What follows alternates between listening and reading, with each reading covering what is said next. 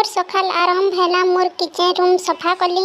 मोर kitchen room सफा कर सारा पर मुई मोर किचन रूम रो लुक आपण मन को देखाबी। मोर किचन रूम रो लुक आपण मन को केंता लागला जे कमेंट करी जरूर बताबे। टिके समय गला परे मोर हजबैंड गाधी करी आसी गले तांकर काम लगी झारसुगुड़ा जीवा थिला। तारपरे मोर हजबैंड किचन रूम रे बासी पखाल खाइबार लगी स्वादिष्ट आलू भजा बनाले। तारपरे मझी थी आमर छोटू बापू बरा आनी गले बिरी बरा खाई करी समस्त को बहुत भल लागला। तारपरे मोर कका ससुरंकर घर बनाबार लगी इटा आसी गला। तारपरे मोर मलमलू हजबैंड झारसुगुड़ा जीवार लगी बाहरी गले। मोर हजबैंड गला परे मुई गाधी करी आसी गली। तारपरे गाधी करी आसरा परे मुई सजबाज हो करी मोर रंधा रूम रे गली रांधबार स्टार्ट कली।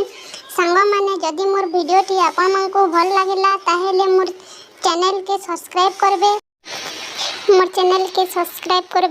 और हमर चैनल के भी टिके देखुत और हमर चैनल के भी टिके सपोर्ट करूत।